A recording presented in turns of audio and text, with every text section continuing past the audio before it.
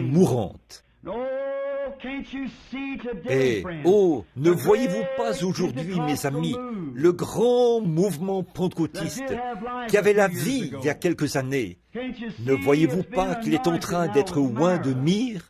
Voyez, la même pommade qui était dans cette église ici est descendue pour oindre celle qui est ici, en bas. Elle se meurt parce qu'ils retournent aux guenilles ecclésiastiques et se dévêtent de leur robe blanche des saints.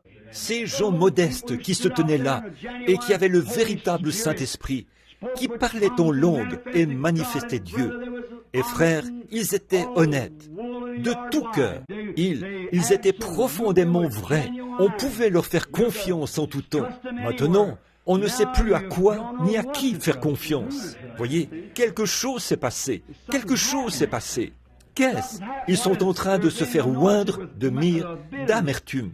Ça progresse. Qu'est-ce qui en est la cause?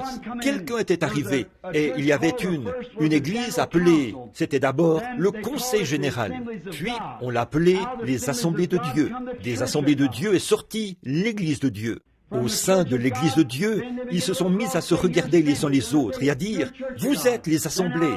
Les autres disaient « Vous êtes l'Église de Dieu ». De là est sortie l'Église pentecôtiste unie de Dieu, à la suite d'une controverse. Et puis, bien vite, au lieu d'accepter la lumière et d'y marcher, voilà, elles se sont organisées au point de ne plus pouvoir accepter la lumière.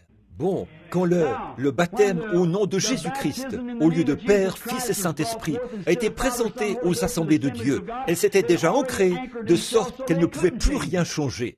Ils savent que c'est la vérité. Je mets n'importe qui d'entre eux au défi de démontrer par la Bible que ce n'est pas vrai. C'est absolument la vérité. Mais qu'est-ce qu'ils peuvent faire?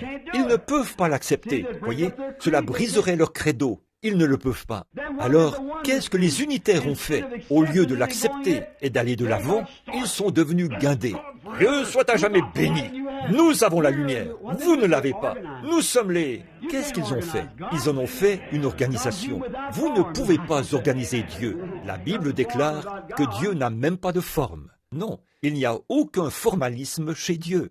Bon, les assemblées ont essayé de l'organiser, de faire de la leur la véritable Église. Et puis les unitaires sont arrivés. Ils ont essayé d'organiser la leur. Et ils avaient plus de lumière.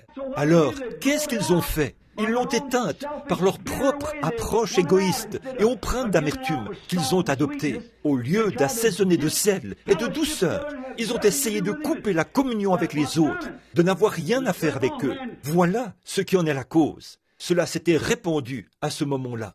Tout à coup, un autre est arrivé. Ils avaient ceci, et les voilà séparés. Là, l'un dit, il vient sur un cheval blanc. L'autre dit, il vient sur un nuage blanc. Dieu soit béni. Je vais commencer mon organisation sur cette base-ci. Vous voyez comment ils s'y sont pris? Cela a répandu la myrrhe. Myrrhe. Qu'est-ce que cela a fait? Cela a coupé la fraternité. Bien des femmes et des hommes faisant partie